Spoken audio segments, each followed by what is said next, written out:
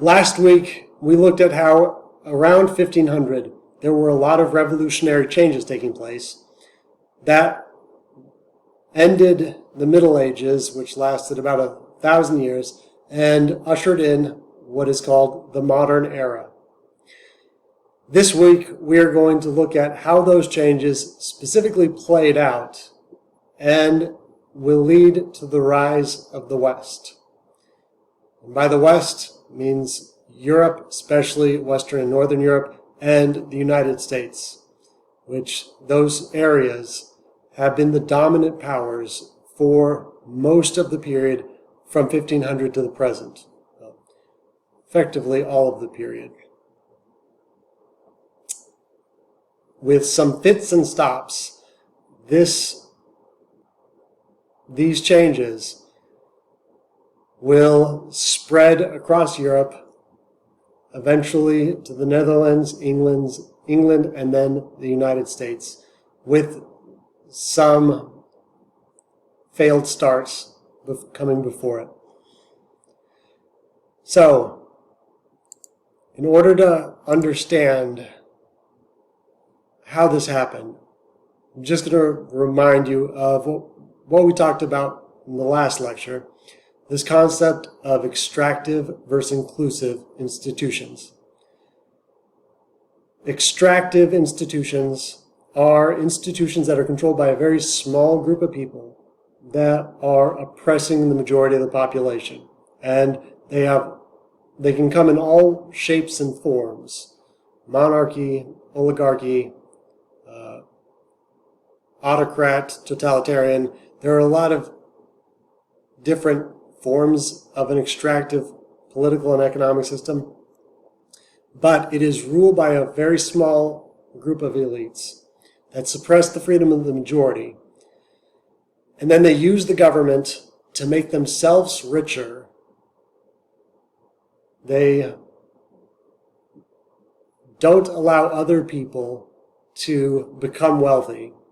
Because in extractive economic systems, they pass laws and stuff to make sure other people cannot get wealthy, for good reason, which we'll talk about, and create monopolies and do not have a competitive system. Extractive institutions are the norm in human history. And by extractive institutions, the three institutions we're talking about. One, political, and that is an authoritarian government, absolutist government, oligarchy, totalitarian, dictatorship, whatever you want to call it. That's the norm in human history. That goes along with an economic system that is closed. It does not allow other people to enter into it. They will pass laws specifically to make sure other people cannot get wealthy. They will create monopolies, and it's controlled by the elite. So you have a closed economic system. And then third, religious control. Controlled by one religion, theocracy, or monism, it's called. So those are the three institutions we are talking about. In contrast to that, you have inclusive institutions.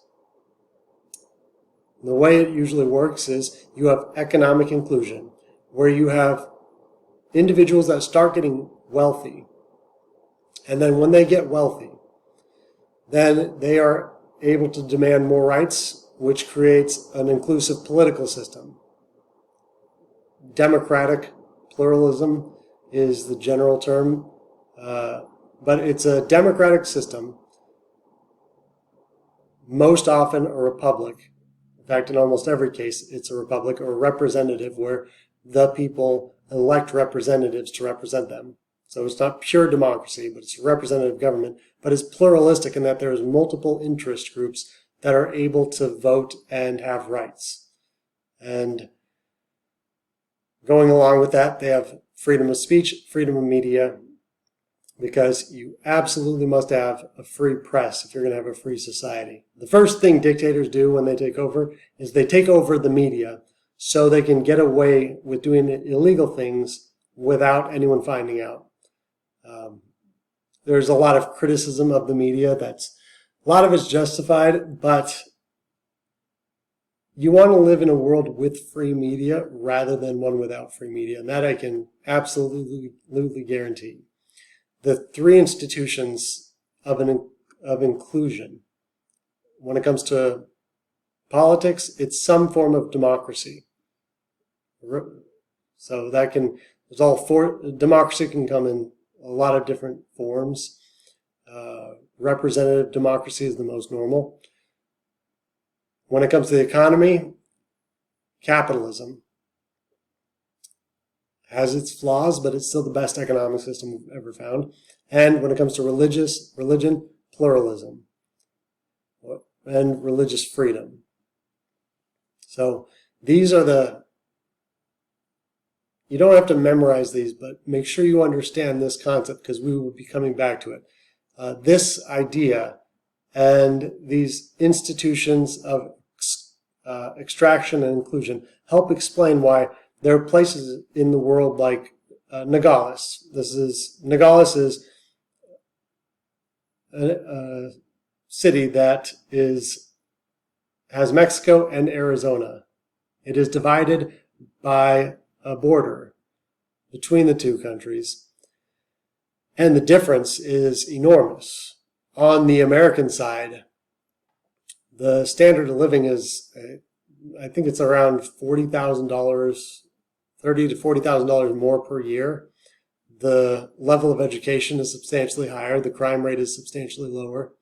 And what is the difference between these two areas?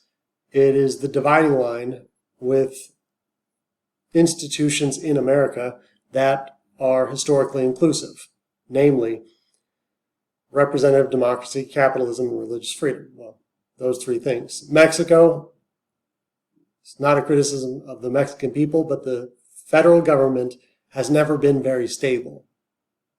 And it is largely controlled by drug cartels, and it is an extractive system that keeps the majority of the population in poverty. It is in such poverty that sometimes when there's a fire on the Mexican side, they'll actually call the U.S. side, and U.S. fire trucks will go and put out their fires because they don't have as stable of a government. A better example than Mexico, though, is Korea. In Korea, you have North Korea and South Korea, same people, same history, same geography, same everything, until 1945. And then 1945, it is divided, and the South will develop those inclusive institutions, and the North becomes a monarchy under a dictator. I've heard people say you hear people say it's a socialist government, and that's why socialism doesn't work. It's not a socialist government. It's a monarchy. It's ruled by one family that oppresses the majority of the population. Sure, they call themselves socialist. It's all socialist government. Most socialist governments call themselves the People's. So it's the People's Republic of North Korea, the People's Republic of China. They call themselves the people, so it sounds better. Like, oh, we're oppressing you for your own good. But in terms of, like, if it's like Marxist ideology, no, of course not. They're just oppressive. That's socialist, communist governments always are. The difference is absolutely enormous, and the only way it can be explained is by the different institutions. So, we are going to be looking at how these institutions are created. And in order to understand that, we need to go back to understanding the virtuous and vicious circles, because these things work together.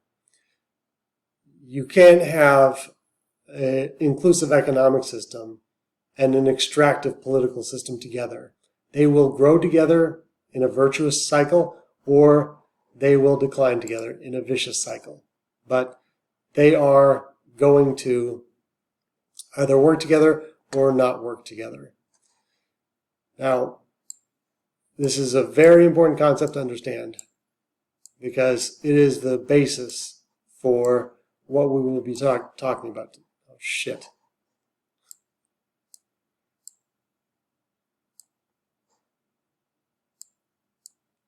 Thank goodness you guys are college students and have heard swearing before.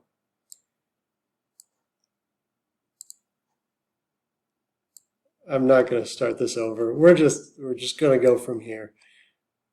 So, understanding how these things work together is really important. And during this period that we're looking at, the dominant world powers are not the ones with the most territory, the most land, or the biggest population, or even the strongest military. It is the ones who are able to adapt to the revolutionary changes that we talked about last week. The countries that are able to adapt and take advantage of the revolutionary changes we talked about last week are the ones that will create these inclusive institutions and will create a virtuous circle that leads to long-term success. In extractive systems, they will have short-term success. Dictatorships, socialist governments, communist governments, the Soviet Union, even China, they will have short-term, really big growth, and then it just falls off usually.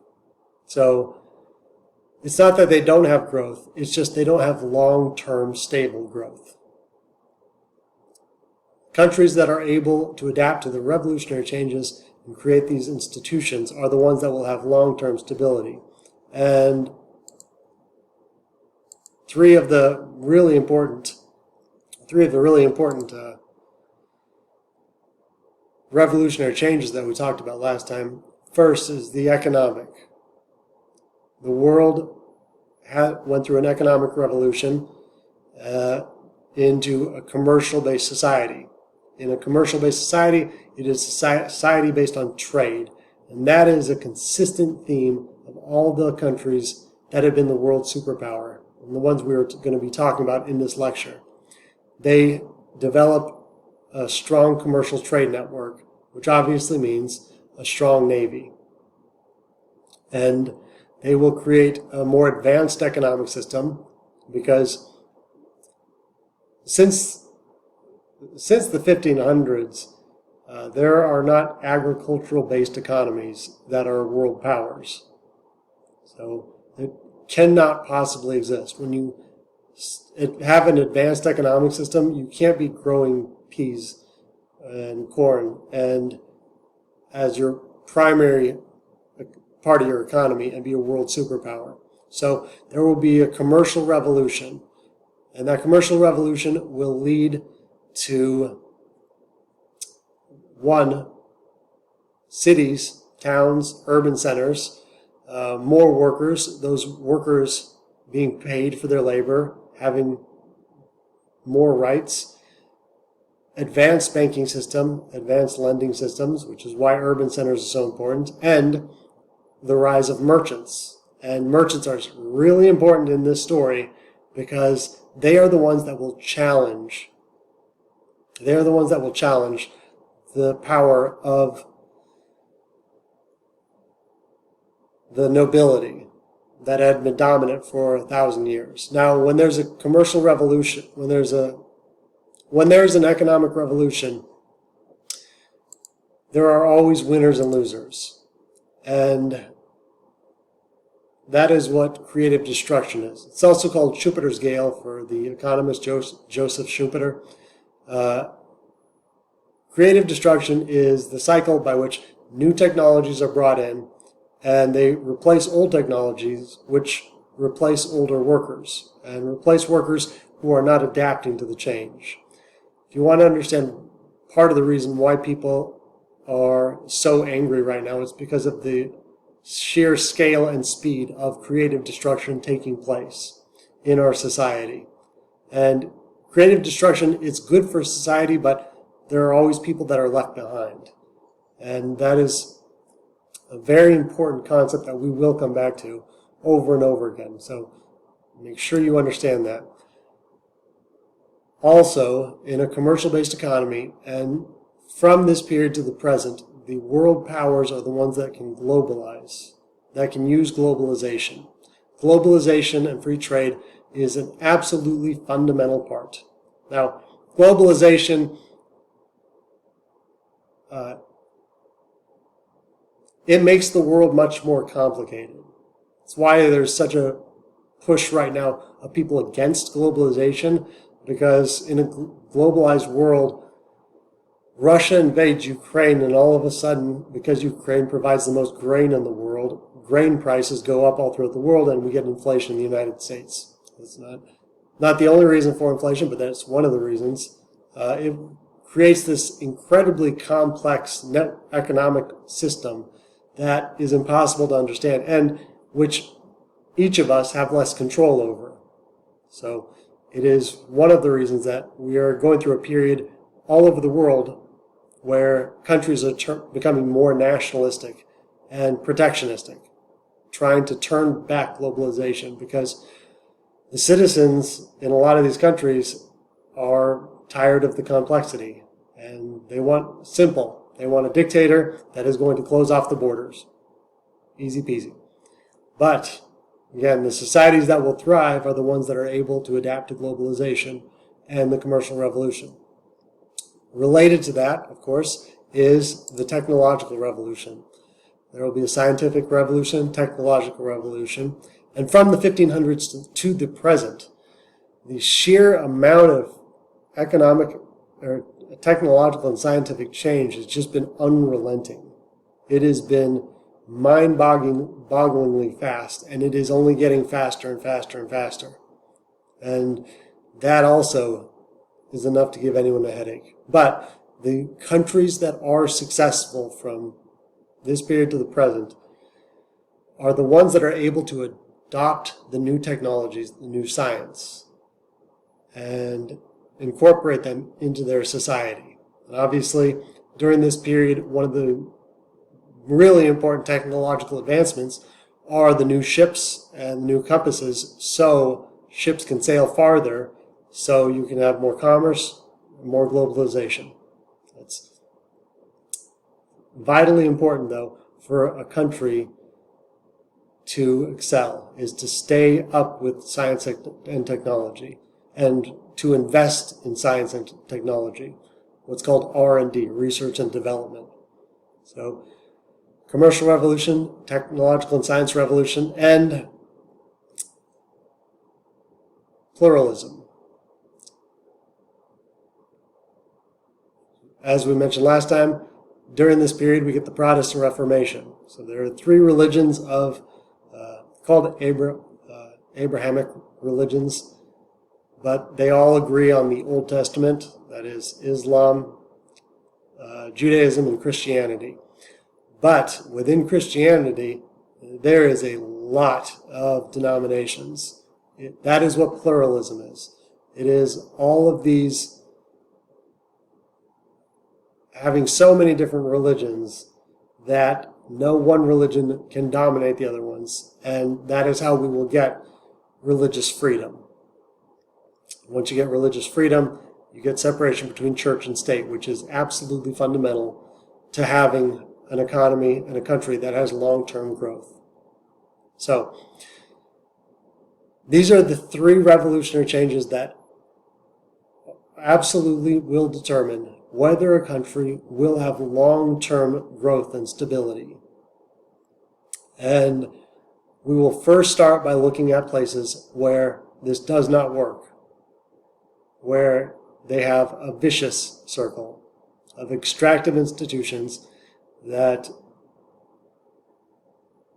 lead extractive political, economic institutions and or religious oppression. And again, these three things work together. The country that very well could have, well, that started, you might say, this, the first international financial center of the world was the Republic of Venice. From about 800 to the 1300s, Venice was the international financial center. It was a nation of seafarers right in the middle of the Mediterranean. So it had control of a lot of trade. It was the epicenter of trade, commerce, wealth, and scientific achievements. Venice, traders were the leading parts of the economy, and so they played a major role in the political force. This was probably the richest place in the world during a lot of the Middle Ages. And it could have been an area that maintained that power, but it won't. Now, it had the potential, though. It was a society that was very innovative, and that innovation led to inclusive institutions and the virtuous circle. So the innovations that led to this inclusive system, there were a lot of them. They had so many business practices that were revolutionary. One, I won't ask you about it. It's called double entry bookkeeping.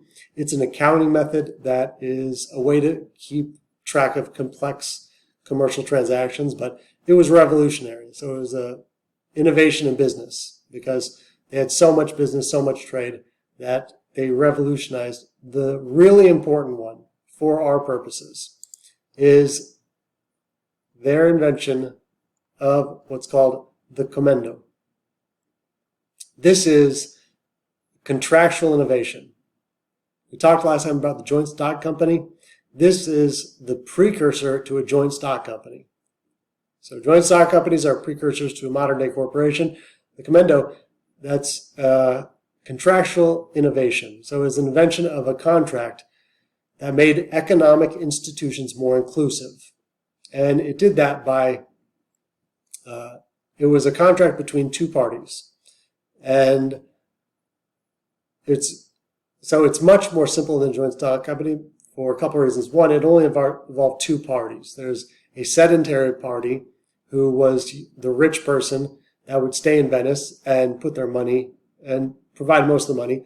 And then there was the other person who did the traveling. So you had a rich person that stayed in Venice and put up the capital or put up the money.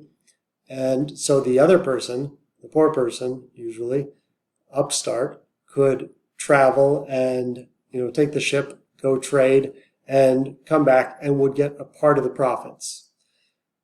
So it was much simpler than a joint stock company because it only involved two parties. And also, it was only formed for the duration of that single mission, single trading mission. Joint stock companies, there will be massive corporations, lots of investors that are permanent. This is a smaller version of it, but it was revolutionary because it led to upward mobility. Now, if you are an average Joe Schmo, you have the chance to get into one of these contractual commandos, and you're able to work and you're able to earn money. And there were people that started from nothing that ended up becoming rich because of this. So you have an economic institution that is inclusive and leads to upward mobility. Now, when individuals start becoming wealthy, of course, then economic inclusiveness leads to political inclusiveness. Because when people start becoming rich, of course, rich people tend to think that they're important. So they want to say in the government. So economic inclusiveness led to the rise of new wealthy individuals who were able to use trade and then forced their way into the political system, which made the political system more open. Now, in Venice, they had something called the Doge. That was the head of the state. That is the person that governed Venice. So for most of Venice's history, the Doge was picked from one of three royal noble families. Before 1036, the Doge was picked from one of three royal families. They had absolute power, so they weren't restrained, and they could appoint their successor. So it was effectively a hereditary position. Now, as merchants became increasingly wealthy and powerful, the Doge's power will increasingly decline and become more restrained. In fact, 1036 was the very first year that a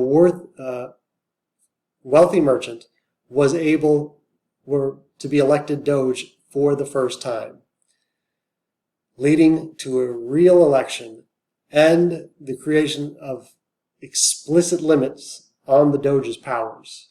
So now you have merchants who are able to break in to the nobility because they had become so wealthy. And over time, the merchants gained more and more political power. The Great Council of Venice, that is the legislative body, it had been very exclusive and only for the nobility, but it will become more and more inclusive, especially after 1172. After 1172, it will be still dominated by aristocrats and elites, but each year they had to allow 100 new members into it. So 100 new members were allowed in every year, and that is really important because that is what the beginnings of political inclusion look like. And not only that, but the Great Council would now create a sub-council that would nominate a Doge, and then that Doge would be ratified by the Great Council itself. So there would be a smaller sub-council that would elect who they wanted to be Doge, and then the Great Council themselves would elect who the Doge was. And the position of the Doge was not automatically passed on, so it was elective. And this means there's significant constraints put on the Doge and put on that central authority, which, for the time, this is remarkable. By 1200, the Doge couldn't do very much at all without the approval of the Parliament. So this is what a virtuous circle looks like. It looks like an inclusive economic system, which leads to a more inclusive political system. Now, this will last for a little while, but it won't last for incredibly long, because the Venetian state will decline for several important reasons. First and foremost, it wasn't actually an inclusive system overall, because it's only inclusive for the people that live in the city of Venice, which the majority of the population do not live in that city. So 90% of Venetian subjects in the Venetian Empire, they essentially had no say and no power. Money was funneled from them, so that's an extractive economic system. It's centralized government, but it is parasitic and extractive in that it is extracting the wealth from 90% of the population. So only about 10% of the population in Venice proper actually had power. So it wasn't truly an inclusive system ever. But more importantly than that, it will decline because those merchants that were able to get into the system and started getting power for themselves their kids will start becoming lazy, to put it mildly. Those rich elites, those rich oligarchs who opened the system, their descendants, who started getting noble titles and ruled the republic, they will actually pull up the economic ladder after them. So their parents became wealthy, and then they, instead of working really hard, they closed the system off so they didn't have to work as hard. So they denied political power and the nobility to newcomers, and said they will monopolize political power for themselves. They do that in 1297. 1297, they will pass a law called the Serrata, which declared Venice's Great Council will now be hereditary rather than elective. So the people that are in there, they get to be in there forever. So made political power hereditary, and it closed off the political system to new competition. So the merchants, well, the children of the merchants who broke into the system, they will then close it off, and so they can maintain political power. This is how a system becomes corrupt. And now they control the system, and now they are self-dealing. And so what that means is once the political system is closed, now you have a small elite that monopolize political power, and of course the very next things they are going to do is they are going to pass laws so they can maintain political power.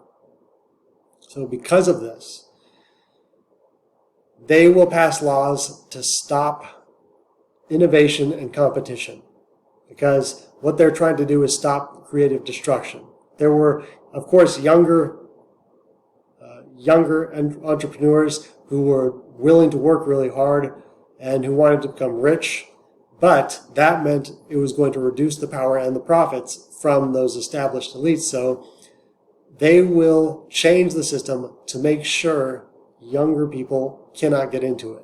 And the most important way they did that is that Comenda talked about before, the contracts between two parties. They will actually ban that in the 1300s. So in the early 1300s, they just completely ban it, because that was the most important tool for an average person to get economic success. And so because they have established political power, they will then pass laws to make sure they maintain economic power. That's how these things work in a cycle with each other. So they will just close off the system and close off competition. And there are a lot more examples. Let's give you two more examples of how they will pass laws to make sure they stay wealthy. One of the really prominent things that they traded at the time was glass making. Glass from the island of Murano was wanted all over the world. It dominated the glass industry. Now, obviously today this doesn't seem like much, but at the time it was amazing. Murano glassmakers made the most impressive glass, which was wanted all over the place. Instead of trying to innovate, change, and to maintain their dominance in the glass industry, they will actually pass a series of laws to maintain dominance in the glass industry by concentrating all glass makers onto the island of Murano. And if any of them tried to leave that island, they were imprisoned. And if they leaked any of their secrets of how they blew glass like this, they were executed. So now this is really important to understand. How many people do you think wanted to be glassmakers after this? Knowing that you're going to be stuck on this island and imprisoned if you try to leave, or executed if you do anything. where we are now, I would not be surprised if there are people that would say, well, that's just good business. That's really impressive that they would do something like that to earn more money. But it's a terrible, terrible idea. This is how you decrease innovation, by making people not want to innovate. Because why the hell would you want to do that? So they will actually pass laws to try to protect their wealth, but has the opposite effect. Leads to decrease in innovation and decrease in invention. Murano glass from Venice is still kind of popular. Reminds me of the stuff you see when you go to the antique stores, and you're like, wonder who wants this. But apparently people do. So that is another way that they will actually make their system work less efficiently and be less competitive. And then they also will change tax laws to put taxes on anyone that was not part of the elite. So they will actually pass taxes that will specifically tax the trade of anyone going in and out of Venice that is not part of that narrow elite. So they pass tax laws to benefit themselves at the expense of others, kind of like the United States is doing in the 21st century. Our tax laws are just benefiting this very small elite. That's why period we're living through. As I mentioned in my introductory video, it's called the Great Divergence, because more than anything else, our tax laws are screwing over the majority of the population. So they will pass economic. First, it starts with a political reform that closes the system off, and then economic reforms. But on top of all that, Venice, of course, is in Italy, and it's right next to the Catholic Church, and it was still very Catholic, and it was being very tied to the Catholic Church. It was associated with the heretic hunters, such as of the Inquisition and the Counter-Reformation. Remember, there's a Protestant Reformation, but then there's a Counter-Reformation, where they tried to just censor all talk and all writings about the Protestant Reformation. So they will try to close off the system to anyone that's not a Catholic. And also the Jews will suffer a lot, because, well, Jews have been suffering for thousands and thousands of years. They are one of the most oppressed groups in all of human history. And of course they were oppressed. And that kind of dissent, that kind of pluralism was snuffed out. And that is very important, because you have to have a pluralistic system. You have to allow other religions if you are going to have long-term success. There is no one religion that has a monopoly on talent and intelligence. I'm not talking at all about theology and beliefs and faith. I'm talking about pure skill. And there is no religion that can claim a monopoly to that. So, for all these reasons, what started as an inclusive system will deteriorate into an extractive system. And finally, the final nail on the coffin for Venice was it was incredibly successful. The thing that will really push growth farther west is Venetian's absolute dominance in trade from Europe to the east. So they dominated the trade routes. Most trade had to go through Venice, had to go through the Mediterranean, through Venice-controlled areas. And so they had so much dominance on it. They would put such high taxes on everything that Western European powers, obviously wanting trade with the East, decided they needed to find their own way. they needed to find ways around Venice. So Venice's success in dominating trade will actually help lead to the rise of the West, specifically Portugal and Spain. So following Venice's decline, and directly related to it, Venice's dominance in trade, it will lead Portugal and Spain to become the next world powers. Why exactly Portugal and Spain? Well, because they were the ones that were able to take advantage of globalization. Spain and Portugal will establish the age of globalization much more, in that they will actually have a global empire that spreads across the entire globe.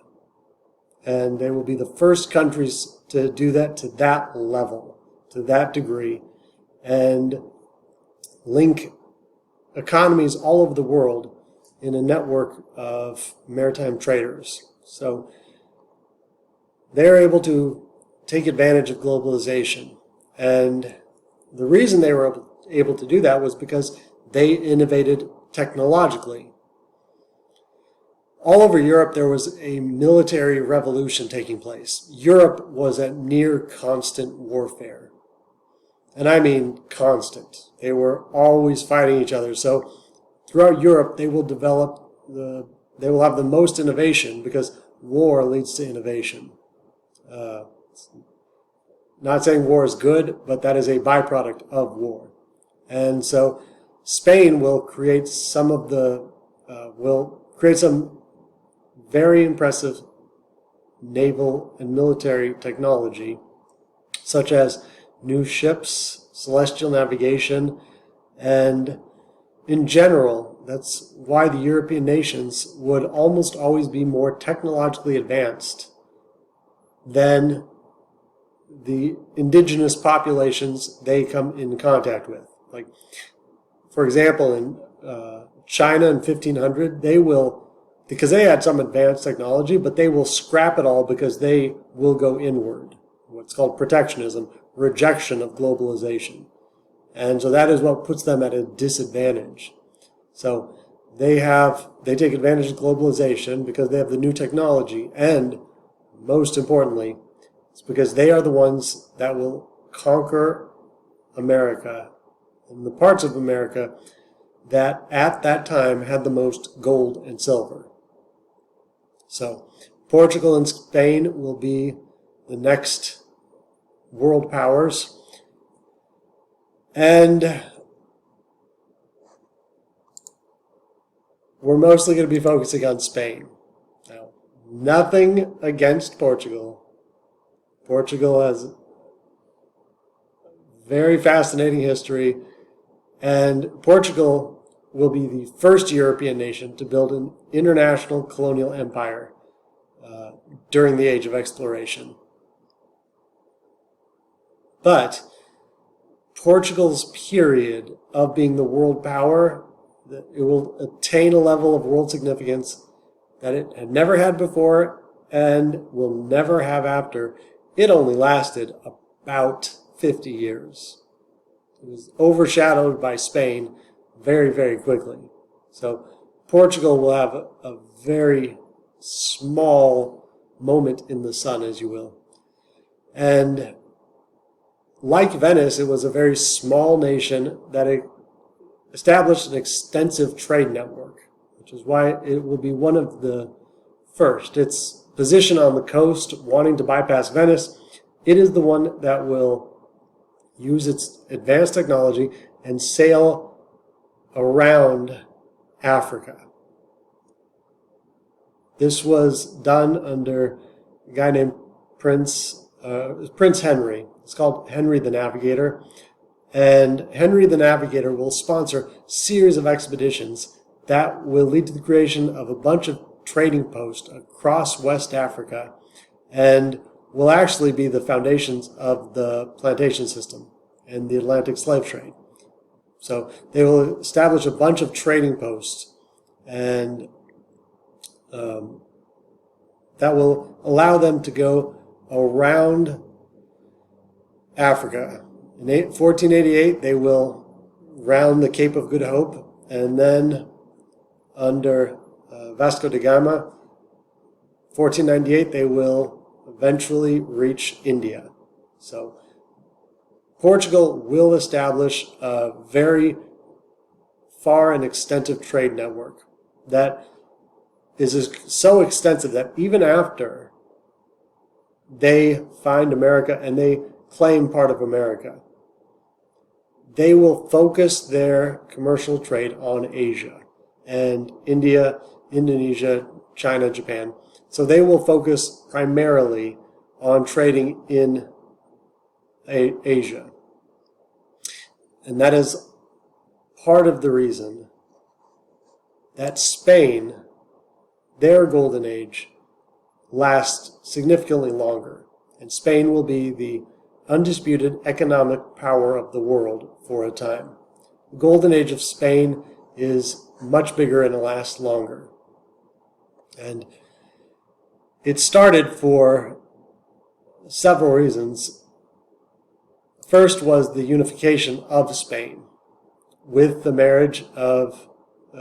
merging of the kingdoms of Castile and Aragon, with the marriage of Queen Isabella and King Ferdinand.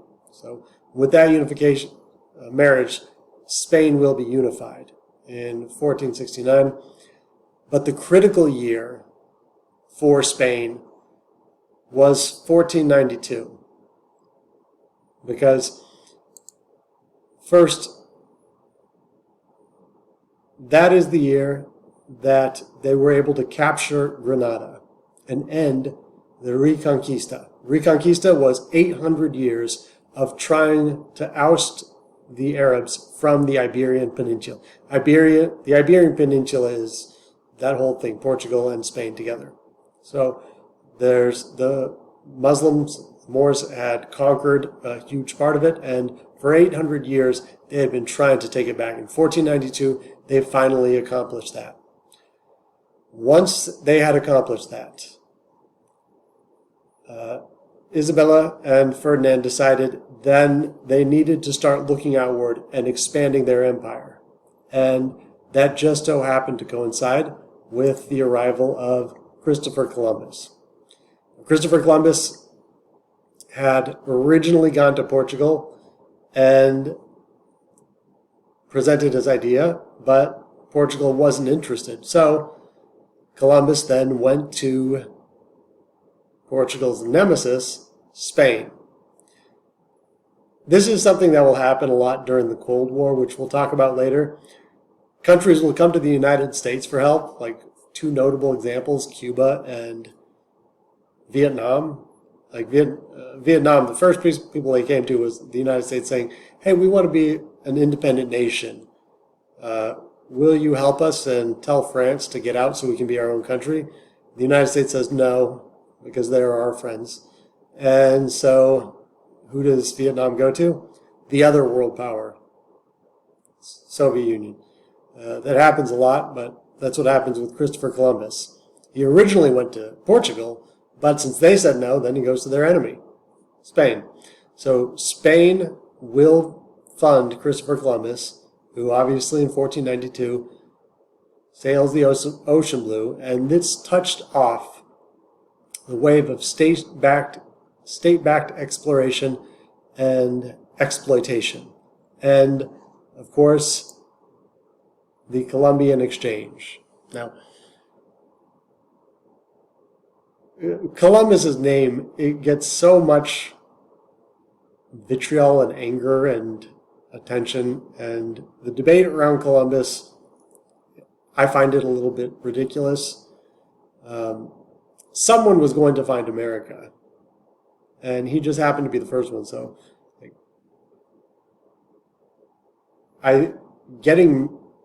praising him as having done something no one else would have done is incorrect. Someone was going to do that, and obviously people had already been to America, like Leif Erikson, but in smaller, to a smaller degree. But even still, someone was going to do it.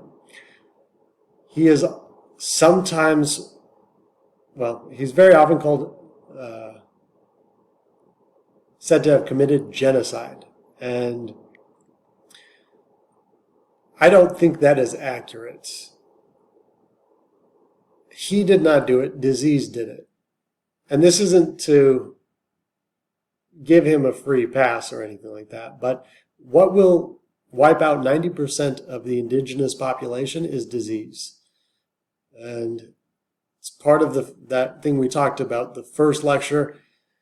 There had been so much disease running through Eurasia for so long that they had immunities that the people in America did not, because there was not as much trade going on north and south. So to say that Christopher Columbus is responsible for all the deaths, it's not accurate. The disease was. And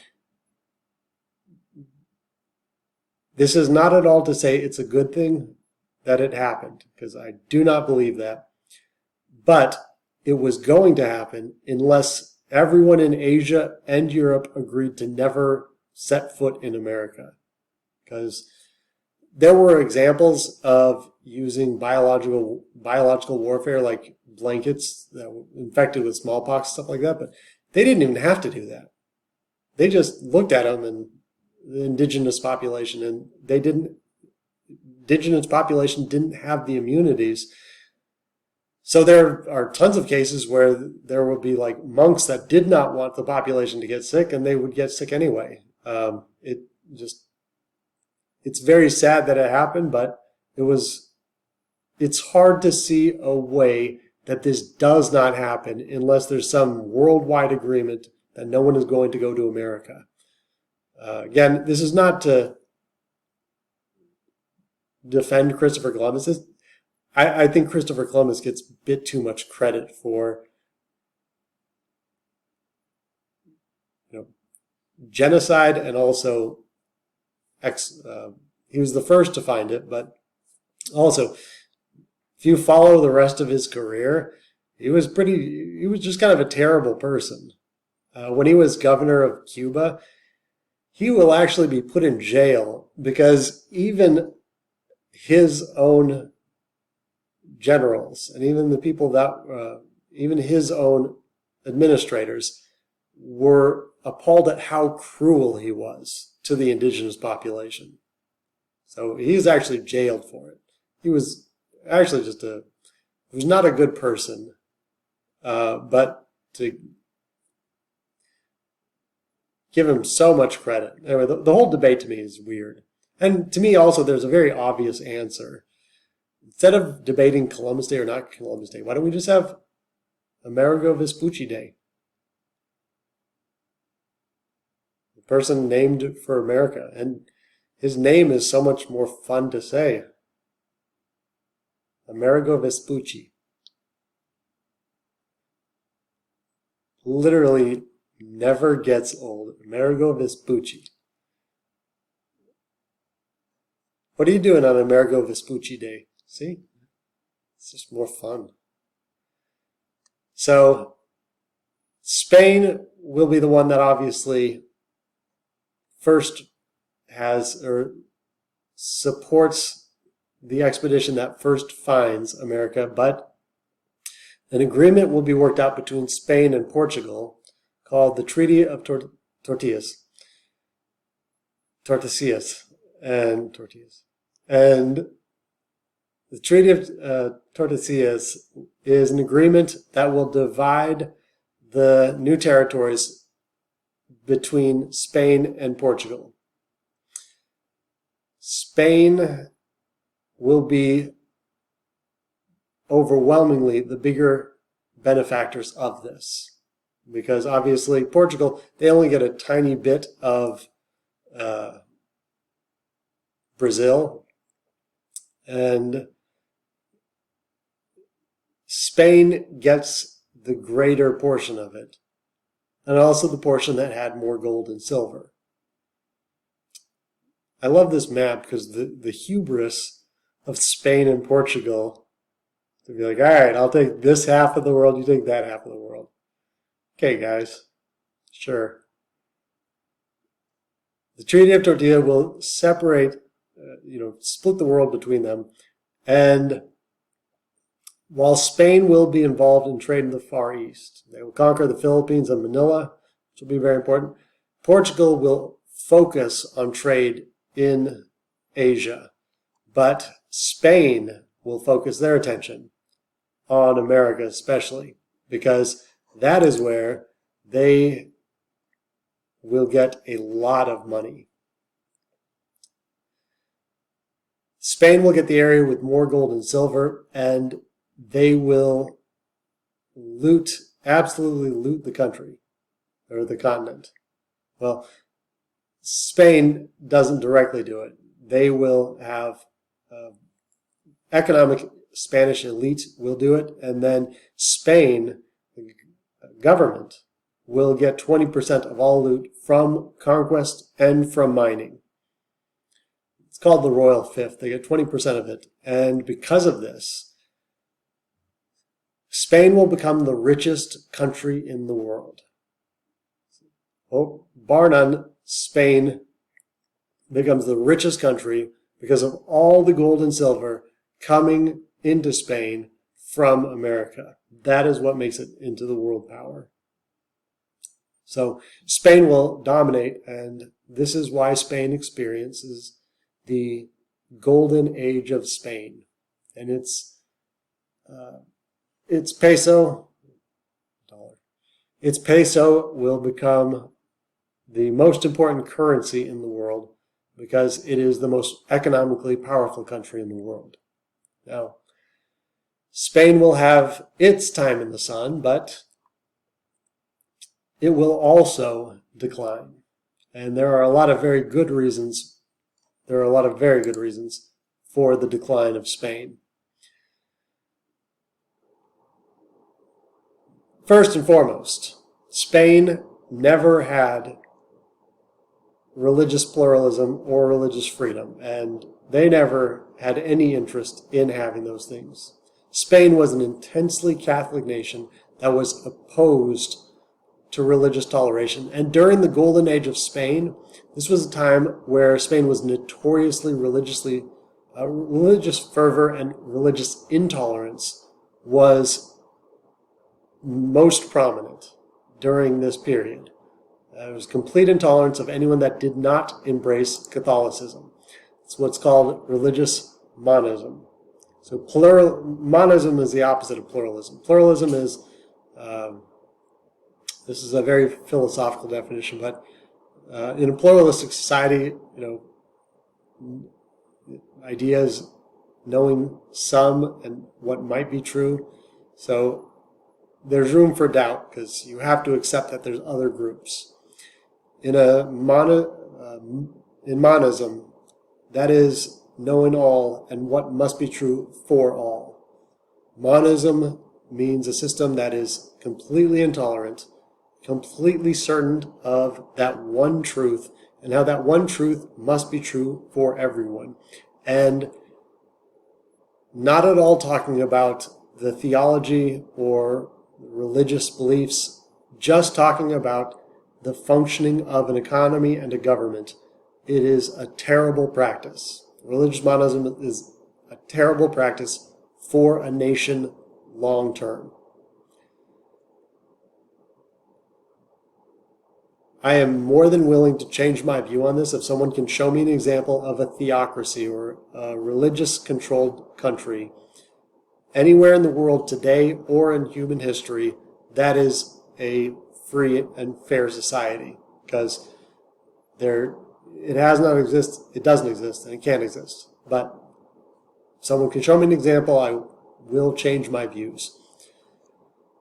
Spain was incredibly religiously intolerant, and obviously the most famous example of this is the Spanish Inquisition. Portugal will also have its own Portuguese Inquisition, but it is during the same period. Spanish Inquisition, though, it is a very famous one. Approximately 150,000 people were brought before a judge and prosecuted, and they were to make sure everyone was devout Catholic. And there are several writers who have said, no, everyone has the Spanish Inquisition all wrong. Only 3,000 to 5,000 people were executed, which is very, very little, which that's true. Of the 150,000, 3,000 to 5,000 is roughly 3%. But first of all, still 3,000 to 5,000 too many. But that's not as important as the broader significance of this. So, Spanish Inquisition, bring 150,000 people to make sure that they are Catholics.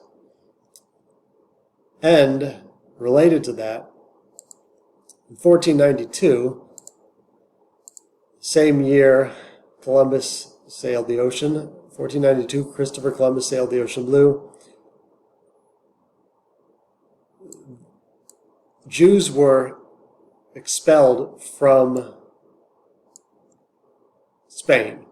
200,000 Jews were forced to leave Spain in 4 months. They had to sell off all their lands, all their assets, and they weren't allowed to take any gold and silver with them. So if you were a Jew, you were kicked out and you could not take gold and silver with you, and you had to sell everything. That's how intense their monism was. And they will do something similar about 100 years later, where they expel all the descendants of former Arab states from the south of Spain. Even though they were citizens, they were taxpayers, and they had no indication of being disloyal, they would be expelled too. Now, this is really important to understand because of what it means for an economy, because it means two big things. One, there is no secure property rights. If you live in a society where the government is allowed to come in and just kick you off your land, take all of your land, take all of your property, and there's no compensation, that means there's no property rights. In a society where there are no secure property rights, there is very little incentive to create new things, to invent new things. Because anything you create, anything you invent, anything you make, there's always the potential that the government can come in and just take it from you. So that is why having secure property rights, having a strong central government that allows for secure property rights or private property is fundamental to an economy working well. The second important thing about this is it led to a brain drain and a talent drain. Obviously, there are some very skilled and intelligent Jews, Muslims, Protestants, and if you kick them all out, then it doesn't matter what religion. No religion has a monopoly on brains and talent. Does not exist. So it's just bad for an economy. It doesn't work. So that is one big major reason, is they did not have religious freedom, and they were intensely not for religious freedom. Second reason was political absolutism, which is obviously a form of a dictatorship. But Spain had an absolutist government, and it was relatedly incredibly militaristic. And those two things do go together. It will become more and more absolutist, especially in the 1500s. Spain's central government will become more absolutist and less democratic. And that will happen all throughout the 1500s, starting under King Charles I. King Charles I, who's King Charles I of Spain, he will eventually get the title of Charles V, Holy Roman Emperor. It's a bit of a ridiculous process. He paid a lot of money, and so there was to these voters, and they voted. him the Holy Roman Emperor, but he, under his leadership or under his rule, Spain will become very, very big. And because he had so much power, he will work to centralize power around and become much more absolutist. And this is important. Don't think of government as good and bad. Think of government as effective and ineffective. You need to have a centralized government, but under an absolutist regime, they're very ineffective. So the government itself was ineffective. There was no secure property rights, obviously. And he would actually sell offices. So administrative offices, there's government has all sorts of offices. It even did back then. Well, he would sell them. So it's not going to the person that's the best or the most skilled. It's going to whoever will buy it. And they became hereditary. So the government will not function very well. It was so corrupt that the government actually sold immunity from justice. So you could pay enough money and then you could be immune from the law. It's a little bit like how the United States is becoming. We have two legal systems. If you have enough money, then you can, get away with anything. If you're poor, then you're going to jail. But yeah, it's the sign of a system that's not working when the legal system is not equitable. And it was very unequal during the Spanish Empire. So there will be the government won't work well, and the economy itself won't work well. In that, as you would expect, the economic system was closed, which means there was not social mobility. There was not economic competition. They did not allow upstart merchants with hard work, to break into the system. They actually created a system where all trade was controlled by guilds of merchants. So they would kind of almost handpick who was going to succeed and who was going to fail. It's kind of like what's happening in Russia under Putin. And so there's no free trade. There was tight trade regulations, tight trade laws to and from America and also within America. So all economic power is monopolized within a small, narrow group of people. And so there was no broad class of merchants, which means there's no middle class and there's no social mobility. So that concept, creative destruction I told you about, they are actively working to make sure that doesn't happen. Because if you're a dictator, you do not want creative destruction, actually. Because when people start getting wealthy, they want more power, which means they're going to take it away from you. So he will very actively work to undermine the economic inclusivity and also political inclusivity. Because in Spain, there actually was a representative legislature. So there was a parliament that represented different groups, different estates or different kingdoms, but from the very beginning, it was not incredibly representative, not like in England. So the Cortes Generales, it did not have broad representation. In fact, it only had representation from 18 of the cities, which means there's only 2 deputies allowed from each one of the 18 cities. You don't have to know the specifics, but what's important is there was no representation from rural areas, and majority of the population was still in rural areas. So it never developed pluralistic institutions that would allow for some sort of constraint to put on the absolutist monarchy. And that was very intentional. And that will only increase. That will only increase over time throughout the 1500s, because under Charles and his successor, and this is very common under dictatorships and imperialist governments and absolute governments, they spend a lot of their money on large armies and large navies. which require high taxes and a lot of money. And that is very normal because obviously they want to have large armies and large navies so they can put down the population. But they're also absolutist governments and dictatorships. They like going to war. It is a form of power, and they want to make sure they have power over everyone. So a big problem with absolutist governments is they are very militaristic, and I cannot stress this point enough. War is one of the most expensive things any nation can be involved in.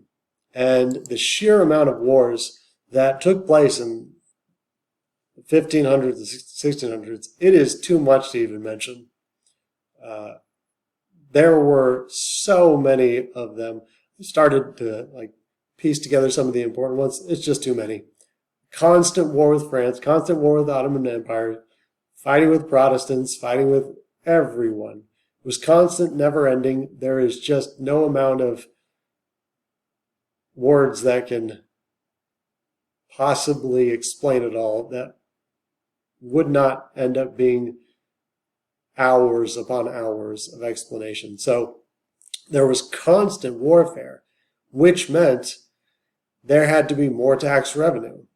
So under Charles V, even though he's getting all this money from gold and silver, he had to constantly raise taxes to finance his expensive wars. And he would keep raising taxes to the point that there would actually be a rebellion.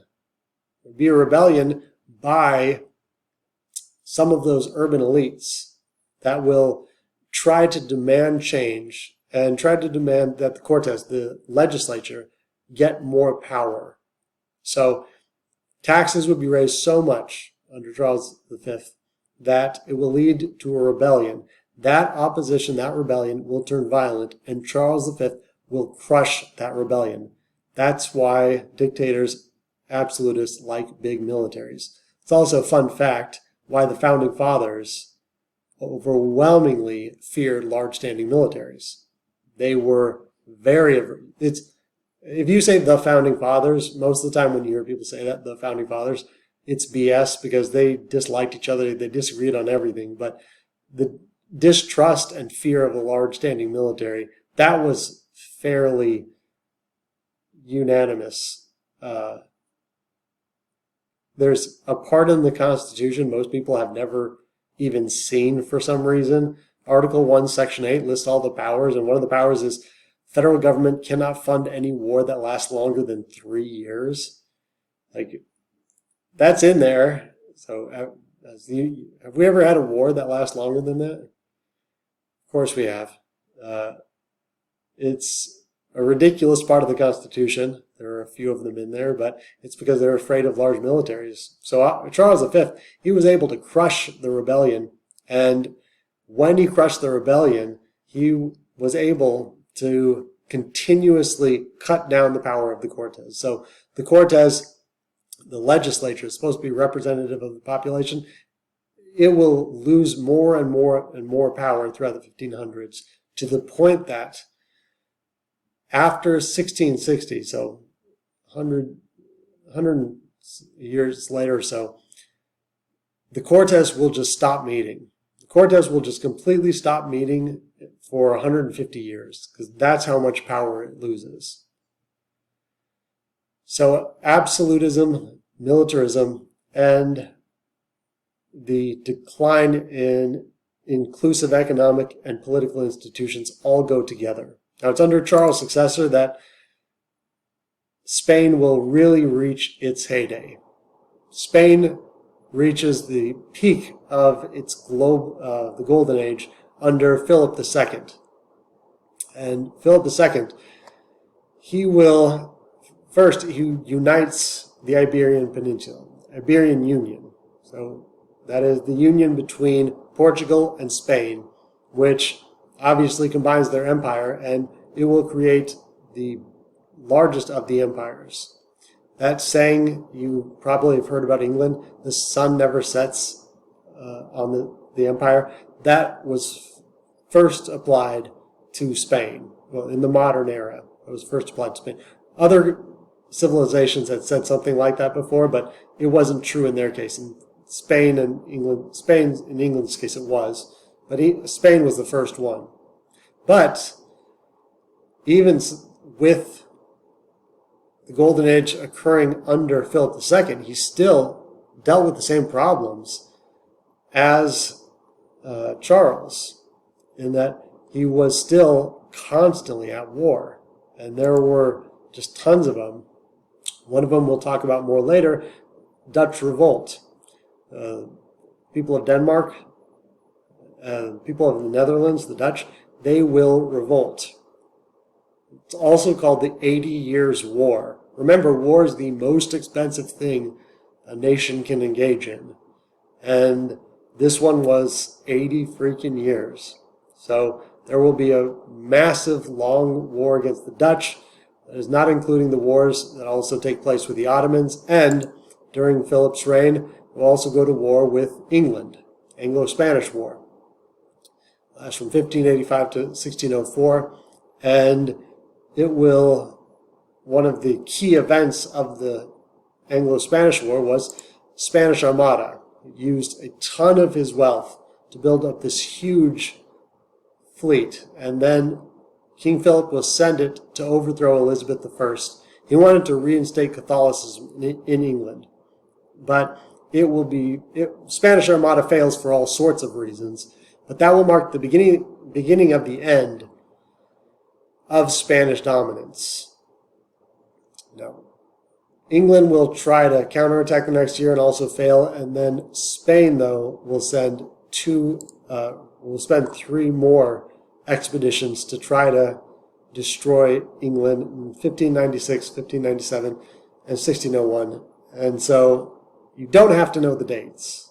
I will not ask you that, but obviously all these wars, including an internal war to put down a rebellion within Spain, throughout the 1500s, it's just constant warfare. It's huge military that's cost a lot of money. And so the Spanish economy, despite bringing in all this gold and silver, it will be an absolute mess. And when I say it is a mess, Spain will default on its debts. And when I say it defaults on its debts, it defaults in, don't have to know the dates, 1557, 1560, 1575, 1596, 1607, 1620s something, 1640s, 1650s, 1660s. Like, it just defaults over and over and over again. It just doesn't pay its debts. And it's because its expenses did not match its revenues. So it just doesn't pay them. And the thing is, what are you going to do if you're a bank and you lend money to the king and the king just doesn't pay it? What are you going to do? And so this has all sorts of horribly negative implications from it. But, like, for one, it will destroy the banking system in Spain, which is bad. Let me just not elaborate, but it's really bad. You have to have a stable banking system if you're going to be a world power. And so it means a lot of wealthy people, a lot of bankers will lose all their money, which means there's no secure property rights. And there's nothing they can do about it. There's no recourse. So for all of these reasons, by 1600, Spain was on an economic decline.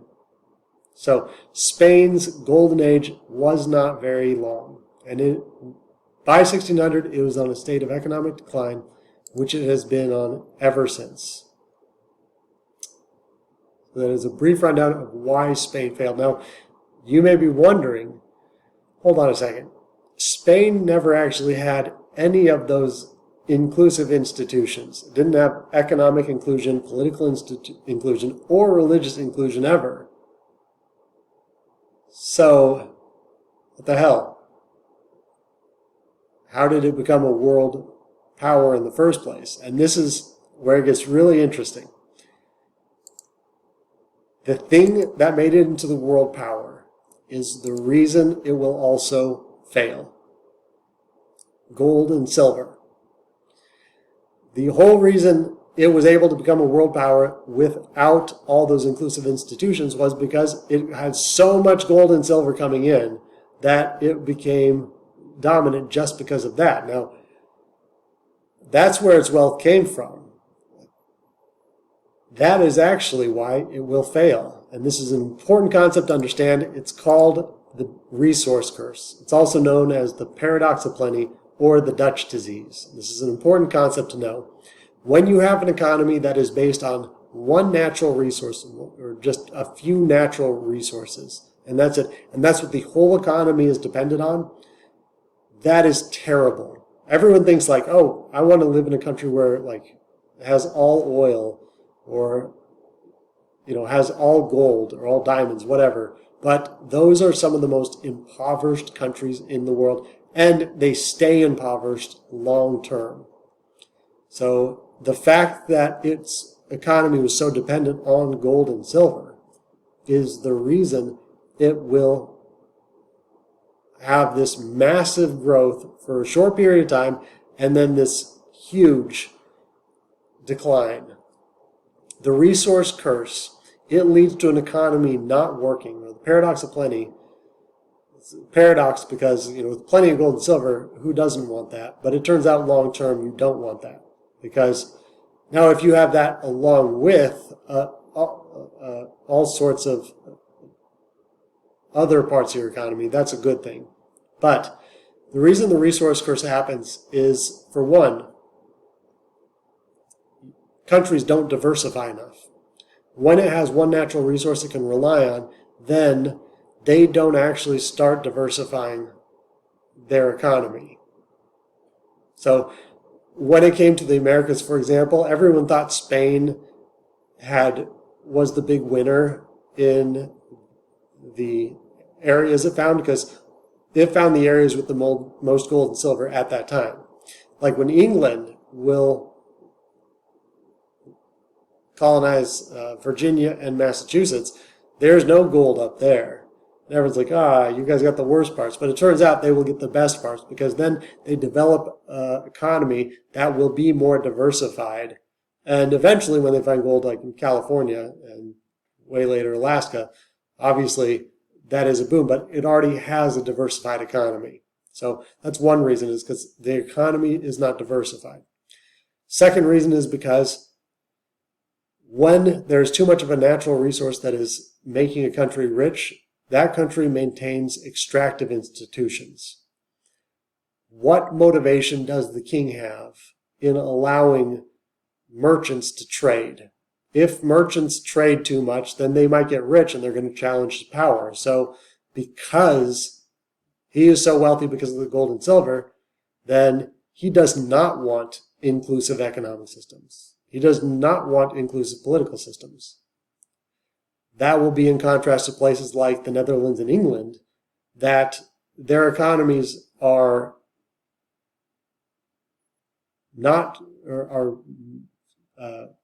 weak enough that they have to depend on that trade, which will lead to more merchants, which will lead to economic inclusion, which will lead to political inclusion, and religious inclusion, which it is an entire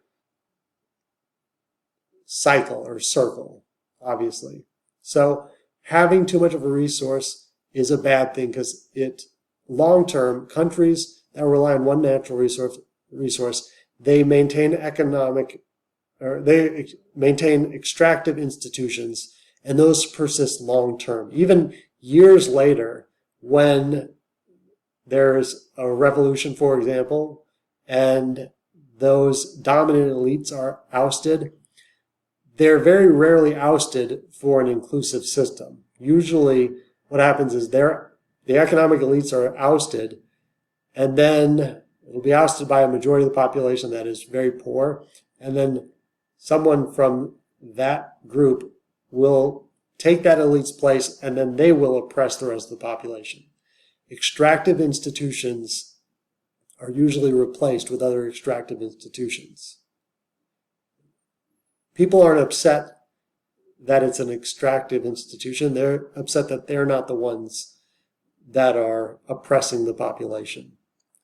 There are a lot of examples of this all throughout the world today. In terms of oil-dependent nations, Russia, Venezuela, Saudi Arabia, that country, it is going to be a mess. It is spending all of its money on these ridiculous mega projects, and so there are tons of examples of the resource curse. The southern United States will be totally dependent on cotton and slavery. So resource curse is the reason Spain will have this huge growth and not create inclusive institutions, and then have this huge decline. So that is the process by which vicious circles happen. Now, in the case of Venice, you have a better example of this vicious circle happening, because it was a virtuous circle. It was moving towards inclusive institutions, and then that will all just have these little adjustments take place. The political system will become exclusive and closed, and then that will lead to economic exclusion and deterioration of the business environment, unsustainable growth, concentration of economic and political power, and it becomes an extractive institution. So Venice is a very good example. Spain and Portugal, they never had the institutions for long-term sustained growth. Now, it would be incorrect to say that they are exactly poor countries. As of 2024, Spain's GDP is somewhere in the neighborhood of like 1.6 trillion.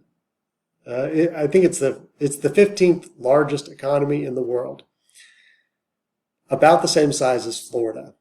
Florida's economy is in 1.6 trillion also. Florida alone is the 4th largest in the United States. So Spain's economy, while it's not small,